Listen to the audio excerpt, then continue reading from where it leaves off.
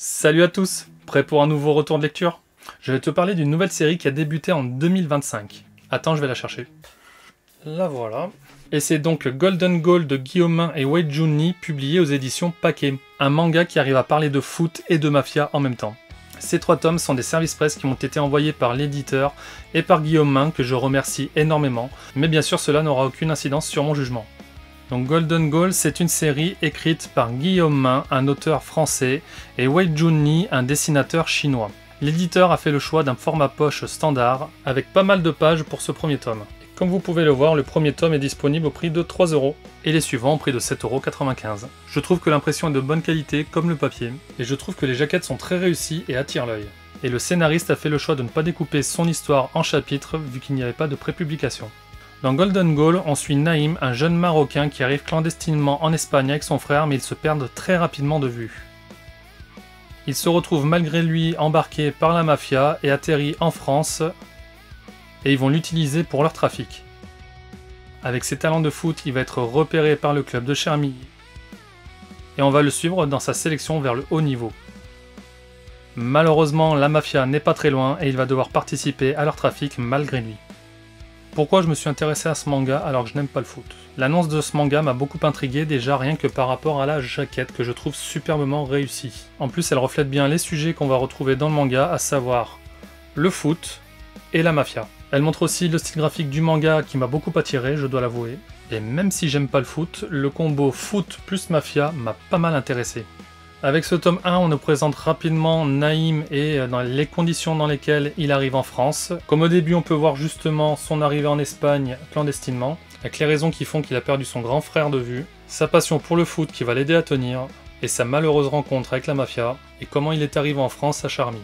En nous présentant petit à petit certains personnages qui vont accompagner le héros. Ce premier tome pose donc les bases et le contexte, qui reste assez tendu autant sur la sélection que du côté mafieux. On voit aussi comment les actions du foot sont bien décomposées, et comme quoi les scènes avec la mafia ça rigole pas. En clair, ce premier tome a été une bonne surprise pour moi. La seule chose qui m'a déstabilisé, c'est qu'il n'y avait pas de chapitre, et comme je lis rarement les mangas d'une seule traite, il fallait que je trouve le bon moment pour m'arrêter. Et franchement, avec la bonne narration qu'il y a, c'est pas facile d'arriver à se stopper. L'alternance entre le côté foot et le côté mafia est plutôt bien équilibrée, les enchaînements se font très naturellement dans l'histoire, le mélange des deux est vraiment une très bonne idée. Et du côté des dessins, j'ai pas été déçu non plus, j'ai bien aimé le découpage sur les parties de foot et les techniques. Moi qui n'aime justement pas le foot, j'ai pas trouvé ça barbant du tout, et du coup j'ai bien envie de connaître la suite des péripéties de Naïm. Le tome 2 est dans la continuité du tome 1, avec une montée en tension autant du côté foot que du côté mafieux. Sans spoiler, la sélection devient de plus en plus difficile pour Naïm, tout comme les affaires mafieuses auxquelles il est mêlé malgré lui. La narration est au même niveau que le tome 1, c'est-à-dire pour moi un bon niveau, avec l'introduction de nouveaux personnages côté foot qui sont bien sympathiques. Au début du tome, on en apprend un peu plus sur ce qui s'est passé avec son frère. Pour moi, les dessins sont toujours aussi bons et j'aime beaucoup aussi cette nouvelle couverture. Le tome 3, c'est une continuité du tome 2 avec une montée en tension encore du côté foot, mais cette fois-ci aussi du côté mafia. Au passage, je l'ai eu avec une petite carte, j'ai eu celle de Clément, un des personnages introduits dans le tome 2. Les matchs de foot deviennent encore plus compliqués pour notre héros, avec l'introduction de personnages puissants, avec un design assez unique et recherché, et assez charismatique. Et côté mafia, on n'est pas en reste, avec des affaires de plus en plus compliquées. Comme vous l'avez compris, dans ce tome 3, ça continue à monter en pression, autant côté foot que du côté mafia. Pour mon plus grand bonheur, j'avais quand même quelques remarques à faire sur la conception de ce tome 3, notamment au niveau des bulles, parfois trop au bord des pages, avec du texte un petit peu coupé, comme vous pouvez le voir sur ces exemples. Mais rien de bien méchant, je vous rassure, ça empêche en rien de comprendre les dialogues et l'histoire. Donc mon retour sur ce manga, ça a été comme souvent une bonne surprise. Bien que je n'aime pas le foot, j'ai passé un bon moment à suivre Naïm dans sa sélection, mais aussi dans ses péripéties mafieuses. On a une bonne histoire avec une bonne narration et des très jolis dessins, des scènes d'action bien développées, donc j'ai bien envie de voir jusqu'où ça va aller.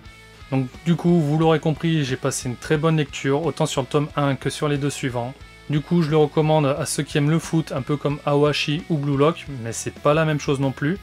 Mais aussi à ceux qui n'aiment pas forcément le foot, parce que le côté mafieux ajoute un petit côté bien sympathique à l'histoire. Et oui, j'attends la suite avec impatience. Les 3 premiers tomes sont sortis assez rapidement. Je suis vraiment curieux de savoir jusqu'où ça va aller pour Naïm au niveau de la sélection, mais aussi s'il va arriver à se sortir de la mafia. Voilà, j'espère que cette vidéo vous a donné envie de vous intéresser au manga. Si c'est le cas, n'hésitez pas à me le dire en commentaire. Et si jamais vous l'avez déjà lu, dites-moi ce que vous en avez pensé aussi. Et pour soutenir la chaîne, vous pouvez vous procurer les mangas via les liens dispo dans la description. Et comme d'habitude, si cette vidéo t'a plu, laisse un like et n'hésite pas à t'abonner et à activer la petite cloche pour être au courant des prochaines sorties manga Made in FR. A bientôt pour de prochaines vidéos. Allez, à plus!